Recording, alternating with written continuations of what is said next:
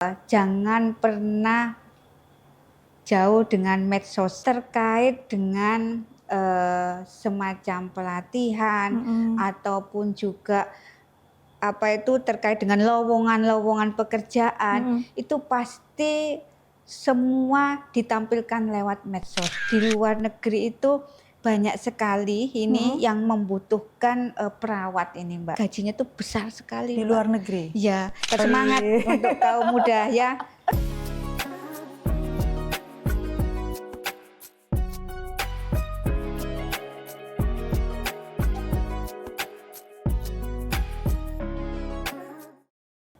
Ibu, assalamualaikum. Waalaikumsalam, Mbak. Gimana kabarnya, Bu? Alhamdulillah. Capek baik. banget kayaknya, Bu. Banyak Kelihatan kegiatan ya. hari ini ya? Ya, hari ini kegiatannya luar biasa. Mulai pagi, 6:30 sudah keluar rumah. Ada kegiatan Yayasan Jantung Kabupaten Sidoarjo. Langsung geser ke Indrapura untuk mengikuti paripurna, terus sama rapat bamus. Wah, lumayan. Berarti yang tadi di rumah sakit jantung sebagai anggota dewannya atau sebagai dokternya? Sebagai ini sih, Mbak, di pendamping Ibu Bupati. Oh, ngaten. Ya, sudah jadi wakil rakyat, jadi istri bupati, Alhamdulillah. masih jadi dokter juga, luar biasa. Gimana, Bu, caranya mengatur jadwal? Ini kan praktek dokter mendampingi Bapak terus jadi wakil rakyat ini yang perapat paripurna, bamus dan lain sebagainya. Gimana cara bagi waktunya? Alhamdulillah ya, Mbak ya. Jadi kami diberikan amanah seperti ini, baik itu anggota DPR dan juga tim penggerak PKK ya, juga sebagai seorang dokter ya. Jadi alhamdulillah untuk kegiatan di DPRD Provinsi Jawa Timur itu penjadwalannya itu selalu pada saat rapat bamus di akhir bulan itu kan sudah dirapatkan, akhirnya hasil sudah keluar. Nah, dengan hasil rapat yang keluar itu sudah ada jadwalnya, Mbak. Jadi bulan berikutnya, bulan depan sudah tahu ya, Bu, ya, bulan mau depan itu gitu? Paripurnanya itu tanggal berapa aja, terus kunjungannya antar provinsi atau di luar provinsi Jawa Timur tanggal berapa sudah ada. Sehingga jika ada kekosongan jadwal di provinsi, maka jadwal tim penggerak PKK itu bisa, Mbak, kita laksanakan. Gitu. Jadi menyesuaikan sesuai dengan jadwal yang keluar kalau dari yang di DPR, kabupaten menyesuaikan yang di provinsi. Nah, kalau untuk prakteknya, Mbak, ini ya kalau misal kita tidak ada kunjungan kerja sore, kalau habis kegiatan di kabupaten kira-kiranya enggak capek ya, pastinya ya sesekali lah, Mbak, enggak setiap hari kita praktek untuk bisa menyapa pasien-pasien yang selama ini sering ke klinik kita. Seperti itu. Selain jenengan di klinik sudah ada dokter lain berarti ya, Bu? Supaya klinik juga bisa buka setiap hari ngaten nggih? Iya, ada 2 dokter umum, ada 1 dokter gigi, Mbak. Sudah lengkap sekali berarti. Alhamdulillah, iya. Ibu, gimana dukungan Bapak ini terhadap Ibu? Ibu kan ini sudah jadi dokter, kemudian harus mendampingi Bapak, terus Ibu juga jadi anggota dewan. Ini Bapak tetap mensupport Ibu begitu? Oh, kalau Bapak itu selalu, Mbak, dari dulu itu sangat mensupport saya ya. Semenjak saya itu waktu kenal sama beliaunya, waktu itu masih semester 2, Mbak. Jadi waktu itu kita sampaikan kalau memang saya itu masih kuliah meneruskan di Fakultas Kedokteran, sehingga beliau mensupport sampai kuliah saya itu selesai. Dan sampai saat ini pun di saat saya posisinya sekarang menjadi anggota DPRD provinsi juga sangat disupport sekali, sehingga kalau misal ini, Mbak, kegiatan nyuwun sewu, kalau misalnya kegiatan kabupaten, biasanya beliaunya itu menanyakan, memberikan keleluasaan kepada kita kalau memang kita lagi longgar, berarti kita bisa mendampingi beliaunya. Tapi kalau pas jadwalnya bareng ya, Mbak ya, ya maaf karena tanggung jawab saya yang lebih besar itu adalah di anggota DPR-nya, karena Oke. pelakunya saya sendiri Nggih, kan, nggih, Mbak. betul, nggih, betul. Kalau di bupati kan Iya, panjenengan hanya istrinya mendampingi ya, mendampingi. nggih, mendampingi Mhm, Bapak, dan mhm. juga alhamdulillah putra saya yang pertama, Mbak, juga Mhm. anggota DPR kabupaten. Oke. Sehingga kita ya harus bisa memahami Mhm, kalau memang tugas kita, kewajiban kita, pekerjaan kita saat ini mhm. adalah wakil rakyat, ya kita harus mengikuti jadwal yang ada di tempat. Kalau anak saya di DPR kabupaten, kalau saya di provinsi. Tapi Mmm, memang tidak bisa dipungkiri ya, Mbak, mhm. namanya anak, apalagi Nggih, saya masih punya anak yang masih baru masuk SMP. mhm. Yang kedua itu kan perempuan, Mbak, Nggih, nggih. baru masuk SMP, itu kadang ya Protes, Bu. protes ya, tapi kita kasih Nggih, pemahaman. nggih. Kadang malah kalau misalnya dia lagi libur, pas kita ada kegiatan di Mhm. provinsi, pernah, Mbak, kita ajak main-main ke sana. Biar mengerti gitu ya, Bu, ya. Bener, Mbak, biar nanti Ngapain aja sih iya. ibu ini kok nggak pernah di rumah Iya, gitu. iya, iya, iya. Kadang kalau Heeh, misalnya kita hari Sabtu, Mbak, kalau mhm, pas lagi ndak ada giat sama mhm, sekali, ya kita biasanya cuma jalan-jalan cari makan, gitu aja mhm. sih, Mbak. Tetap disempetin Mhm. waktu untuk keluarga Iya, nih, Bu, ya. mhm. Untungnya alhamdulillahnya anak-anak bisa mengerti ya, Bu, ya. Meskipun ada yang Alhamdulillah. SMP yang Iya. masih protes, belum, Bu, nanti kalau misalkan sudah masuk Mhm. dunia kerja, itu Heeh, malah heeh. beliaunya yang lebih sibuk. Nah, ini ya, iya, kadang juga kita mikir Heeh, seperti itu, Mbak, heeh, ya. iya, Wah, sekarang kita nanti orang malah tuanya nih yang sibuk. Nanti yang SMA aja pasti sibuk tuh. iya, iya, iya, iya, soalnya sudah banyak Heeh. kenalan temennya Iya, ya, Mbak, betul, ya, apalagi dunianya sudah kuliah, beda heeh, ya. heeh. Nah, Iya. Ibu, dari sekian banyak job desk-nya Ibu nih, Mhm. dokter, kemudian pernah jadi kepala desa, nggih, ngaten nggih. Iya. Terus kemudian dengan semua jabatannya sekarang, dokter dan lain sebagainya. Mhm. Dari semua ini mana sih, Bu, yang paling mengesankan menurut jenengan? Sebenarnya semua itu mengesankan ya, Mbak, Mhm, bagi saya itu. mhm, Karena memang pengalaman itu pastinya, oke, datangnya itu kan dari yang sekecil, akhirnya dari yang besar. mhm, pelajaran Kalau tuh datangnya dari mana-mana ngaten iya, Ibu, nggih. heeh. Kalau kita waktu itu di desa memang ya luar biasa, Mbak, karena Mhm, kita kan langsung, bersentuhan dengan masyarakat, oke, ya, mhm. Jadi kalau di desa itu kita itu semakin dekat dengan masyarakat, mhm, keluh kesahnya masyarakat, sambatnya, dan mhm, juga pastinya ini bantuan, masyarakat itu sangat membutuhkan ke kita. oke, Terus mhm, juga nyuwun sewu, Mbak, aspirasinya masyarakat juga mhm, sangat penting buat kita. mhm, mhm. Makanya kedekatan kepala desa sama masyarakat itu luar biasa.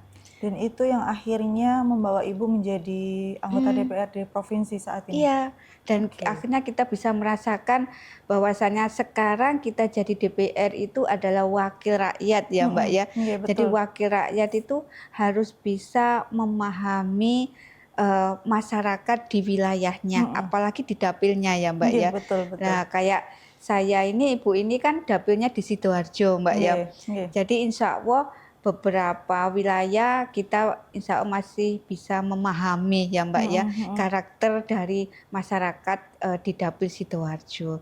Dan Oke. juga yang paling ini, Mbak, yang paling terkesan itu pada saat jadi kepala desa itu Mhm. kita kan, sebagai ini, Mbak, pengelola anggaran ya, Mbak, ya. Oke, iya, Ya, iya jadi betul.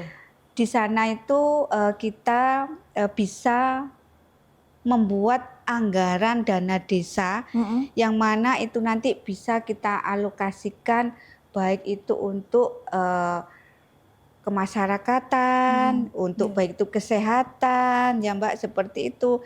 Terus juga, kita itu pada saat jadi kepala desa memang harus bisa membuat laporan pertanggungjawaban Oke. terkait dengan, anggaran dana desa Mhm, tersebut mhm. yang ada di APBD desa. Nah, Kalau DPR mhm. kan kita tidak membuat laporan Iya pertanggungjawaban betul, ya, Mbak, nggih, ya. nggih, nggih. Tetapi kalau kita di desa kita punya pengalaman, membuat laporan pertanggungjawaban. Tapi dari menjadi seorang kepala desa itu akhirnya mendapatkan banyak pelajaran yang sekarang Mhm, relevan dengan posisinya dengan di DPRD, ngaten? Iya, sangat relevan sekali, Mbak. Oke. Akhirnya kita di sini nanti bisa memahami bahwa DPR itu kalau kita di DPR kan ada 3 fungsi ya, Mbak, Nggih, ya. heeh. Yang pertama legislasi, Heeh. itu kalau membuat suatu perda Heeh. dengan pemerintah daerah ataupun kabupaten ya. Nggih, heeh. Kalau di kepala desa kan tidak ada, Mbak. Nggih, betul. Kalau kita penganggaran di Heeh. DPR ada fungsinya,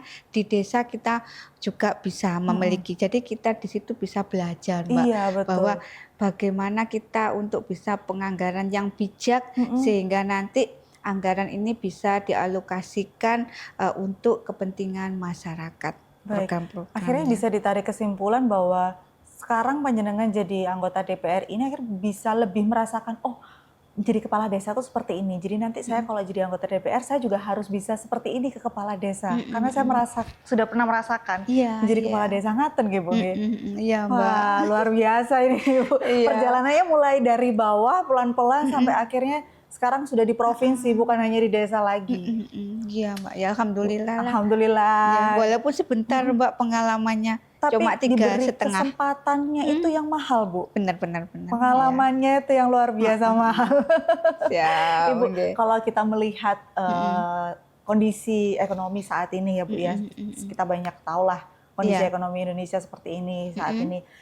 Menurut Ibu, bagaimana sih Bu kesiapan sumber daya manusia di Jawa Timur untuk menghadapi tantangan dunia kerja saat ini, Bu?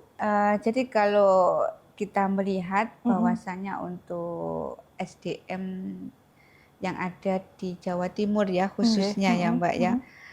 Bahwasannya memang sebenarnya loh, Mbak, ya, untuk pendidikan ya, terus keterampilan yang disiapkan oleh pemerintah Jawa Timur itu sebenarnya semuanya itu sudah diberikan dan insya Allah sudah bisa dirasakan oleh masyarakat. Kalau terkait dengan SDM Jawa Timur, insya Allah saya yakin percaya bahwasannya mereka itu sudah siap menghadapi dengan era zaman yang baru, Mbak. Karena saat ini pemerintah Jawa Timur itu mulai dari tingkat pendidikannya itu sudah disiapkan, Mbak. Sudah disiapkan, ini khususnya contoh, Mbak, ini di tingkat sekolah kejuruan kayak SMK gitu, Mbak, ya. Itu selain pendidikan formal, dia juga diberikan bekal keterampilan yang sesuai dengan bidang yang memang dia harapkan. Contoh ini misalnya ada anak yang kepingin di teknik gitu, Mbak, ya. Itu sudah nanti selain dia diberikan ilmu formalnya juga diberi keterampilan teknisnya, Mbak. Nah, di situ kan juga ada baik teknik, boga dan yang lainnya ya, Mbak, ya. Iya, betul. Selain itu juga bahwasannya pemerintah Jawa Timur itu juga sudah memberikan keterampilan juga, Mbak. Memberikan keterampilan yang memang dibutuhkan untuk di lapangan atau di perusahaan-perusahaan yang terkait. Memang kadang nyuwun sewu, Mbak, kebutuhan perusahaan dengan keterampilan warga itu kadang enggak sesuai itu. Tapi insya Allah saya yakin dengan motivasi, inovasi dari pemerintahan Jawa Timur itu luar biasa sekali. Nah, kalau begitu apakah pendidikan dan pelatihan vokasi di Jawa Timur ini sudah mencukupi untuk kebutuhan industri dan juga pasar kerja sih Bu sebenarnya, Bu? Sebenarnya sudah sangat mencukupi ya, Mbak, ya. Cuma memang ada beberapa tantangan ya, Mbak, ya. Tantangannya itu karena saat ini kan era modern digitalisasi. Nah, ini loh, Mbak. Maka kita itu saat ini anak-anak, terutama anak remaja atau intinya anak masyarakat seluruh ya, Mbak, ya. Harus bisa menambah keterampilannya ya, Mbak, ya. Apalagi terkait dengan digitalisasi ya. Itu sangat penting sekali untuk di era yang saat ini.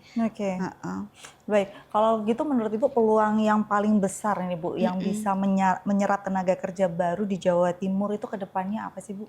Oh, iya. Kalau di Jawa Timur ini sebenarnya loh, Mbak, ya, itu banyak sekali industrinya, Mbak.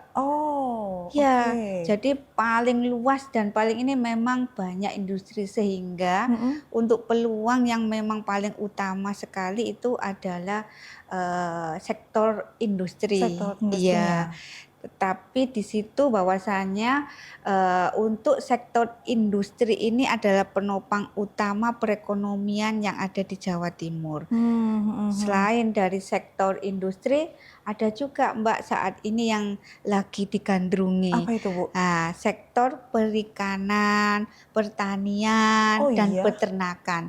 Oh iya, Bu? Sekarang di desa itu Mbak, Heeh. ini saya sedikit cerita ya, Nggih, monggo. juga kemarin pengalaman saya di desa, Mhm bahwasanya ada anggaran 20% mhm itu diperuntukkan untuk eee, ketahanan pangan sama mhm peternakan. mhm. Sehingga di desa bisa membuat misalnya Mbak budidaya lele seperti itu. Oke. Jadi kan secara tidak langsung pemerintah itu sudah menyiapkan gitu loh Nggih Mbak, nggih nggih, betul. sudah menyiapkan jauh-jauh Mhm hari untuk next ke depan bahwasanya kalau memang ada PHK dan yang lainnya mhm bahwasanya ada budidaya seperti ini dan budidaya kalau terkait pertanian Mbak ini mhm. sekarang kan banyak ini Mbak kayak melon yang pakai polybag itu Yang hidroponik begitu? hidroponik maksudnya Oke. ya, kan sekarang sudah lagi gandrung Nggih ya Mbak ya. nggih, Nah itu heeh. kan juga bisa dipakai untuk wisata juga ya Mbak Nggih, ya. betul betul. Nah kayak seperti itu sekarang lagi digandrungi sama anak-anak remaja. Apalagi nanti Oh. diselingi dengan teknologi yang modern Mbak. Mhm Insya Allah pastinya hasilnya tidak kalah dengan nyun sewu mhm. yang manual seperti zaman-zaman orang-orang sebelum kita. Oke. Juga ada sektor ini Mbak juga yang saat ini anak muda pariwisata, Oke. heeh, dan juga ekonomi kreatif. Jadi Oke. anak-anak sekarang kan mereka inovasinya luar biasa Iya, Mbak. betul. Tempat yang tidak terlalu besar, Mhm tapi di bagaimana di apa itu, di konsep mhm itu jadi tempat yang menarik mhm. sehingga orang itu bisa kerasan. Kayak contoh ya nyuwun sewu Mbak, tempat-tempat wisata kayak kafe atau apa itu kan Nggih. juga bisa sekali ya Nggih Mbak nggih ya, nggih. untuk Sekarang tempat kafe banyak yang ngonten. unik-unik Iya, ya, Bu, ya. iya beneran Mbak. Ini ya itu sih yang paling ini ya, yang Mhm paling digandrungi. Sebenarnya juga masih ada juga sih Mbak mhm. sektor kesehatan. Ini sedikit ada cerita Mbak. Iya, gimana itu, Bu? Di sektor kesehatan itu nyuwun sewu bahwa di luar negeri itu banyak sekali ini Mhm. yang membutuhkan perawat ini Mbak. Oke. Iya, jadi sektor kesehatan dan juga sebenarnya gajinya tuh besar sekali Di Mbak. luar negeri? Iya, tetapi cuma keterbatasan ya, Mhm keterbatasan ini mhm bahasa itu juga mhm. sangat ini masih minim untuk Lalu para kalau misalkan di masyarakat. luar negeri, ngapunten Bu, kalau di luar negeri membutuhkan perawat, apakah perawat dari Indonesia ini bisa bekerja ke luar Bisa, negeri begitu? bisa Mbak, mhm. Oh, Sekarang sudah oke. bisa kok Mbak, Oh, jadi mhm. ini jadi apa ya, Bu, iming-iming baru Oh ngaten iya, nggih? heeh heeh. Cuma ya itu tadi memang harus punya skill terkait bahasanya ya. Oh iya, betul. Tapi kadang masyarakat Heeh, itu mikirnya gini Mbak, mhm. walaupun gajinya ndak besar tapi bisa kumpul sama keluarga itu wis seneng Mbak. Nah, ini masalahnya. Iya iya, Tapi heeh, ngapunten, Bu, mhm, jenengan sebagai dokter nggih yang mhm, sudah lama di dunia kesehatan, untuk sekolah menjadi perawat atau menjadi dokter, apakah juga ada keterampilan khusus misalkan nih harus mhm. ada, bahasa Inggrisnya minimal harus sekian atau bagaimana begitu, Bu? Supaya menyiapkan Eee, mereka jika mereka nantinya mau bekerja di luar negeri, ngaten? Kalau pada saat saya dulu sih enggak sih Mbak, enggak Oh, ada ngaten harus nggih? TOEFL berapa gitu enggak Mhm. ada ya. Oh, Tapi oke. sekarang kayaknya mungkin sudah mulai di ini kan Mbak ya. Iya, mengingat kalau misalkan kita melihat Mhm, kondisinya ternyata di mhm, luar negeri banyak yang membutuhkan perawat dan Indonesia bisa membantu dari mhm, segi mengirimkan warga negara Indonesia bekerja di luar mhm. negeri untuk menjadi perawat, berarti kan harus disiapkan juga Iya, ngaten. mhm Minimal bahasa mhm. Inggrisnya, Bu. Iya iya. Iya, Minimal nggih bahasa nggih. Inggrisnya. Baik, Heeh, tapi kalau misal dari Komisi E DPRD sendiri mhm, sebenarnya apa sih, Bu, yang ada nggak program yang bisa mendorong supaya ada peningkatan kualitas SDM nih, supaya masyarakat mhm, bisa lebih siap begitu untuk bekerja, untuk menghadapi dunia kerja yang modern ini? mmm. Kalau untuk DPR ya, Mhm Mbak, ya, terutama saya ya, kami yang di mhm, Komisi E ya, nggih, itu memang kita ini kan mitranya ya Mbak ya. Mhm mhm. Kita di Komisi E itu terkait dengan kesejahteraan rakyat, yang Oke. mana mitranya juga dengan Dinas Pendidikan, Kesehatan, Mhm. Ketenagakerjaan, Mhm. seperti itu. Jadi yang mana kita pasti mempunyai suatu harapan, keinginan Mhm. supaya bagaimana tenaga kerja yang ada di Jawa Timur itu tidak kesulitan ya Mbak ya, Nggih nggih, dan betul. juga mudah untuk bisa mendapatkan suatu pekerjaan. Sehingga kita ini di DPRD kan punya tugas fungsi pokok ya, ada Mhm. 3 fungsi pokok itu. Yang pertama tugas fungsi legislasi, Mhm. yang mana di situ kita itu biasanya selain kita merumuskan, kita juga mengawal terkait dengan regulasi bagaimana kita itu bisa membantu mutu pendidikan itu bisa baik. Dan Oke. juga Mhm. mungkin dengan adanya apa itu Mbak, kita itu bisa bagaimana bisa menolong tenaga kerja ini supaya dengan aturan regulasi yang ada ini Mhm. aman. Oke. Ya Mhm. seperti itu. Kalau untuk di fungsi penganggaran, Nggih. kita ini harus bisa bekerja sama, berkolaborasi dengan eksekutif ya Mbak Mhm. ya, Mhm. bagaimana supaya APBD itu Mhm. nanti porsinya bisa diberikan beberapa itu untuk kepentingan seperti pelatihan, Nggih. Mhm. supaya nanti masyarakat ini Nggih. bisa mendapatkan skill lah seperti itu Mbak. Nggih nggih Nah nggih. kalau terkait dengan fungsi yang ketiga itu adalah pengawasan ya Mbak ya. Nggih. Mhm. Nah di situ DPRD tugasnya mengawasi bahwasanya apakah program yang eksekutif itu bisa dijalankan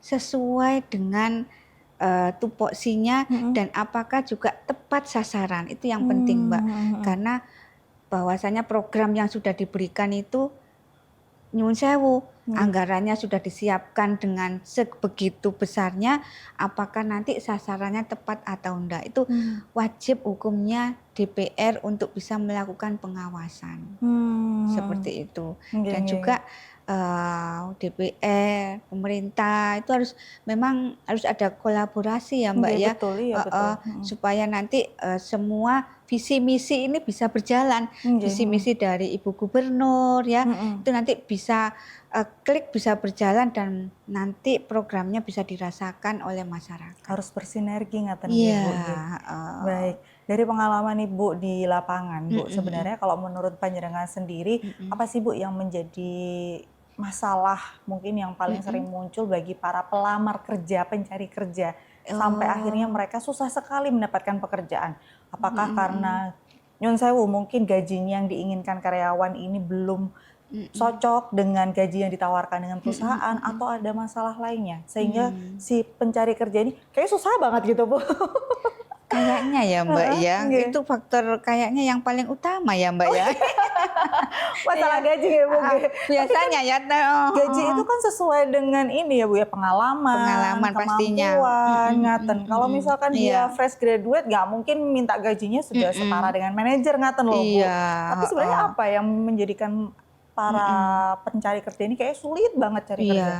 Jadi gini Mbak, memang untuk saat ini memang kadang kompetensi pencari kerja ini kan tidak sesuai dengan ini Mbak ya, yang dibutuhkan oleh perusahaan. Oke. Sebenarnya lowongan pekerjaan itu sangat banyak sekali, Mhm mhm. tetapi kadang memang tidak terisi dikarenakan karena keterampilan dari pekerja ini tidak sesuai dengan kebutuhan perusahaan tersebut. Oh, oke. Seperti itu yang pertama ya Oke, Mbak ya. iya, heeh. Yang kedua itu juga bisa dikarenakan karena memang pencari kerja ini keterampilan tambahannya itu Mhm. kurang dan tidak memenuhi kebutuhan dari perusahaan. Mmm, mhm Contoh mhm. ini keterampilan tambahan ya Mbak ya, itu Nggih. contoh kayak bahasa, itu kan juga sangat Nggih, betul. mendukung ya Mbak. Betul. Terus juga kadang adaptasi. Mhm. Adaptasinya anak-anak itu kadang masih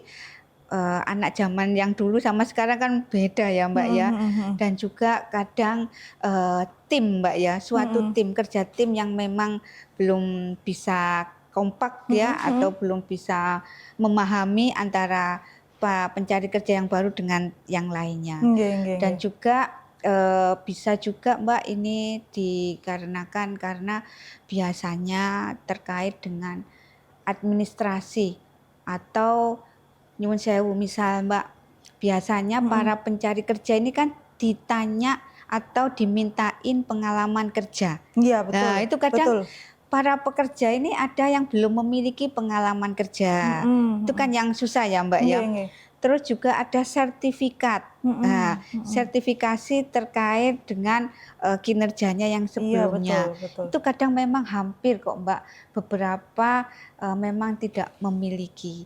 Nah, Itu. kalau begitu Bu, ngapunten, apa sebenarnya yang solusi yang bisa ditawarkan untuk ini kalau soal pengalaman Mhm kerja nih mhm. Bu, itu kan Iya. berarti kita bicara let's say ini adalah fresh graduate yang memang belum Mhm. mempunyai pengalaman pekerjaan Mhm gitu. mhm. Atau mungkin bukan fresh graduate tapi memang beliaunya belum pernah bekerja di perusahaan sehingga tidak ada pengalaman bekerja. Mhm. Kalau memang ini menjadi salah satu poin pertimbangan, berarti akan sulit mendapatkan pekerjaan dong, Bu? Atau Mmm. mungkin ada solusi lain yang bisa ditawarkan? Itu sebenarnya ada Mbak di daerah masing-masing ya Mbak ya, Nggih, ndak heeh, sama antara kabupaten kota yang lainnya. mhm, Memang ada beberapa kabupaten yang mereka itu sudah menyiapkan Mbak. Jadi, mereka itu dari dinas terkait, baik oke, itu dinas ketenagakerjaan mhm. atau dinas koperasi, yang mana sering mengadakan pelatihan-pelatihan Mbak.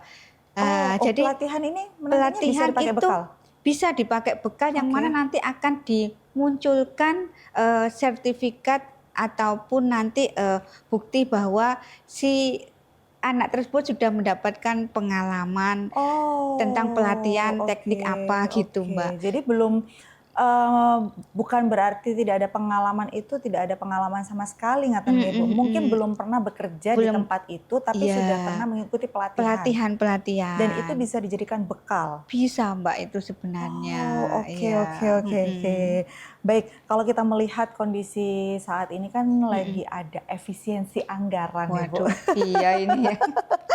Nah, akhirnya dampak dari efisiensi anggaran ini, Mhm, eee, pengurangan pegawai, baik itu mhm, swasta ya, Bu, ya, terutama mhm kita mhm mhm. melihat banyak sekali PHK massal begitu. Mhm, Bagaimana sih Ibu memandang terkait dengan kebijakan ini, Bu? mhm mhm. Kalau untuk terkait kebijakan efisiensi ya, Mbak, ya, Mhm efisiensi mhm. penganggaran, sebenarnya tujuan dari pemerintah pusat itu sangatlah bagus sekali ya, Mbak, ya, Mhm terkait mhm. dengan efisiensi ini, bahwasanya itu monitoring Oke. apakah, sebenarnya pemerintahan itu sudah bisa menjalankannya dengan tepat, pas sasaran, Mhm apakah mhm. memang program itu juga sudah bermanfaat untuk masyarakat. Mmm. Sebenarnya tujuan mereka itu hanya ingin, supaya birokrasi itu kan bisa dirampingkan ya, Mbak, Nggih ya, nggih. agak diefektifkan ya, Mhm seminimal mungkin, tetapi mhm. nanti hasilnya luar biasa. Mmm, Jadi mhm yang mhm. penting manfaatnya sebenarnya, Mbak, Oke, heeh, begitu. seperti itu. Nah, kalau begitu apakah ini akan berdampak terhadap pelayanan publik, Bu? Kalau terkait dengan dampak itu pasti ya, Mbak, ya, Mhm itu sangat berdampak sekali terhadap, untuk ketenagakerjaan, mhm apalagi dengan efisiensi anggaran yang mana mhm. saat ini digembor-gemborkan dengan, adanya PHK massal Iya ya, Mbak, betul, ya. mhm Selain PHK massal dan juga, pastinya, Mbak, mhm. pelayanan pun akan juga berpengaruh. Kenapa? Karena kecepatan ya Iya untuk betul, pemberian pelayanan ke mhm masyarakat itu mempengaruhi mhm. apalagi yang, pekerjaannya itu langsung hubungannya dengan Dengan masyarakat ngaten nggih, masyarakat, Bu, nggih, mhm mhm. sehingga bisa dikhawatirkan kalau nyuwun sewu, Mbak, Mhm ini nanti akan kekhawatiran kalau misalnya mhm. pelayanan jadi telat, Nggih nggih, lambat, mhm. lemot, kan Nggih seperti itu nggih, ya, Mbak, betul ya. betul. Dan ini juga yang diberatkan bagi mereka pegawai yang masih ada, bebannya itu juga terlalu tinggi karena merangkap-merangkap ya, Mbak, Merangkap-merangkapi ya. tadi ya, Bu, ya, Iya, mhm mhm. seperti itu efeknya sih, Mbak. Nggih nggih nggih. Nah, Iya. selain dari keresahan pelayanan publik ini akan berkurang, menjadi sebuah keresahan tersendiri bagi pegawai yang masih kontrak, Bu. Kalau mungkin pegawai tetap ini, sudahlah aman, saya pegawai tetap nih di sini. Tapi Iya. kalau misalkan pegawai kontrak ini kan berarti posisinya menjadi tidak aman begitu dengan adanya efisiensi anggaran. Bagaimana DPRD menyikapi hal ini, Bu?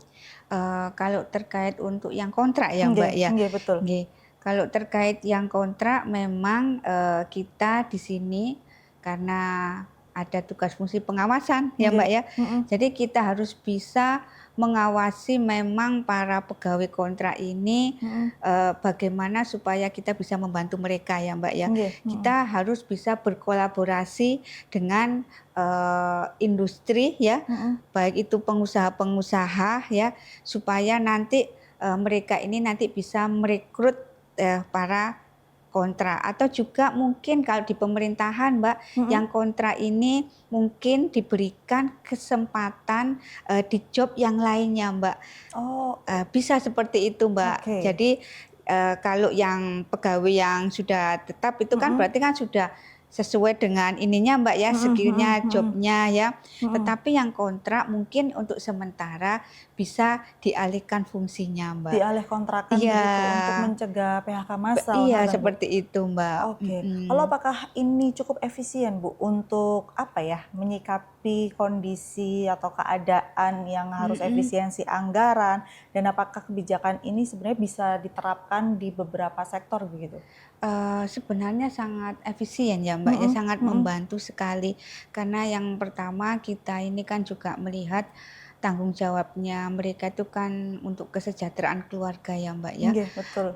Dan juga kita secara emosional, secara manusiawi ya Mbak ya, dengan membantukan mereka mengalihkan kontrak itu ke yang ke tempat yang lainnya, itu sangatlah membantu sekali ya Mbak Nggih, ya.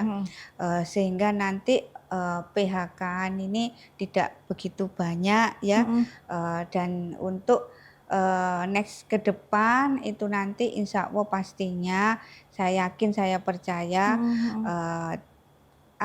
tidak ada muncul gejolak-gejolak yang lainnya seperti itu Oke. Mbak. Baik, kalau kita berbicara soal tugasnya DPRD, salah satunya adalah pengawasan ngaten nggih, Bu, nggih. Nah, bagaimana DPRD ini dari sistem pengawasannya itu bisa mengawasi kebijakan ini berjalan adil dan tidak menimbulkan masalah baru ngaten, Bu? Kesenjangan, mungkin ada yang merasa kok dialihkan, kok begini, kok begitu, kayak gitu-gitu loh, Bu.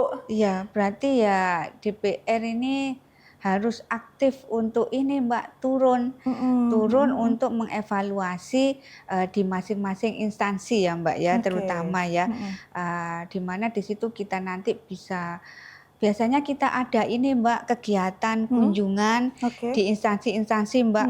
Waktu itu kita ada di Pasuruan, di Balai Latihan Kerja. Jadi di situ kita bisa melihat secara langsung Mbak. Dengan melihat secara langsung maksudnya bahwasannya anggaran yang sudah diberikan oleh Ibu Gubernur berapa, itu dialokasikan untuk apa, dan untuk pesertanya itu dari mana, dan apakah benar peserta ini sesuai kebutuhan, memang ibaratnya itu orang yang memang sesuai tepat sasaran gitu Mbak. Jadi kita tuh pengawasannya sampai seperti itu selama ini Mbak. Luar biasa. Jadi turun langsung Mbak. langsung bahkan diawasi sampai yang bawah-bawah begitu ya Bu ya? Iya. Oke. Memang kita juga punya kewajiban dalam pengawasan itu, baik di dapilnya masing-masing ataupun kita secara keseluruhan di provinsi Mbak. Kalau di provinsi, memang di Komisi E itu kita dalam kunjungan kerja itu Mbak, selalu kalau yang di dalam satu provinsi itu kita bisa monitoring instansi-instansi yang mitra dengan Komisi E Mbak. Oke. Seperti itu. Luar biasa ya Bu, tugasnya DPR ini. Iya Mbak. Baik, ada pesan nggak sih Bu untuk masyarakat, terutama ini generasi muda yang mungkin baru fresh graduate atau lulus sudah setahun 2 tahun yang lalu tapi sampai sekarang belum mendapatkan kerja, supaya mereka tetap semangat mencari kerja, dan apa ya Bu, setidaknya ketika mereka belum mendapatkan pekerjaan itu bisa tetap semangat untuk mencari pelatihan ngaten. Monggo, mungkin ada pesan yang bisa disampaikan supaya siap. generasi muda ini tetap semangat ngaten Bu. Ya, terima kasih untuk para kaum muda. Kami berpesan bahwasannya untuk saat ini, untuk kalian semuanya, selalu jangan pernah jauh dengan medsos ya. Karena di medsos itu pastinya untuk terkait dengan semacam pelatihan ataupun juga terkait dengan lowongan-lowongan pekerjaan, itu pasti semua ditampilkan lewat medsos. Jadi kalau kaum remaja ini tidak melek medsos, nanti ketinggalan. Dan jangan lupa bahwasanya di medsos itu selain kita nanti mendapatkan informasi terkait dengan lowongan suatu pekerjaan, di sana juga pasti ada tata cara bahwasanya kalau pekerjaan misal di pertanian, di situ pasti juga ada tampilan dari pakar-pakar yang akan memberikan ilmu terkait pekerjaan yang kita cari. Dan juga jangan malu-malu untuk kaum muda, seandainya memang belum bisa mendapatkan suatu pekerjaan sesuai dengan bidangnya, kalau memang ada lowongan, bisa mengikuti terlebih dahulu. Insya Allah nanti next ke depan pasti akan ditempatkan di tempat yang sesuai dengan harapan kalian. Karena memang saat ini susah untuk mencari pekerjaan, tapi insya Allah pemerintahan baik itu pusat, provinsi maupun kabupaten, kota, semua berlomba-lomba untuk bisa memberikan peluang kepada kaum remaja. Wah, luar biasa sekali. Semangat untuk kaum muda ya. Iya betul, harus tetap semangat ya Bu. Yang sudah nggak muda aja masih tetap semangat nih. Kaum muda harus lebih semangat lagi ngaten ya Bu ya. Harus melek informasi. Harus melek informasi. Dan juga jangan pernah meninggalkan jika ada undangan terkait dengan pelatihan-pelatihan yang ada di daerah masing-masing. Karena itu manfaatnya juga luar biasa sekali. Penting banget itu ya Bu ya. Karena saat pelatihan Mbak, kadang selain kita diberikan ilmunya, kita pun kadang ada yang sampai diberikan modalnya. Seperti itu. Saya nggak pernah ikut pelatihan sih Bu. Kayak habisnya ke depan ya. Harus ikut pelatihan ini Bu. Nanti Mbak di Sidoarjo banyak nanti insya Allah. Oke. Baik Ibu, matur nuwun waktunya. Ini bisa saya tarik kesimpulan bahwa sebenarnya pemerintah provinsi ya, kita berbicara tentang provinsi, bahwa pemerintah provinsi ini sudah menyediakan banyak fasilitas, baik itu pelatihan maupun juga lowongan pekerjaan juga sebenarnya sudah banyak. Tinggal bagaimana masyarakat bisa memanfaatkan sosial media ini untuk mencari informasi, menggali informasi, dan mengikuti semua pelatihan yang ada. Karena memang kalau belum ada pengalaman pekerjaan, pengalaman pelatihan ini bisa dijadikan modal, bisa dijadikan bekal gitu untuk mencari pekerjaan di perusahaan besar atau mungkin di pemerintahan katanya Bu. Baik, terima kasih atas waktunya. Luar biasa, luar biasa sekali insight-nya hari ini Bu. Semoga menjadi semangat baru untuk generasi muda ke depannya, dan semoga perekonomian di Jawa Timur bisa semakin meningkat lagi. Semakin meningkat ya Mbak ya. Baik, terima kasih. Syukur-syukur sejahtera semuanya. Amin ya Allah. Amin.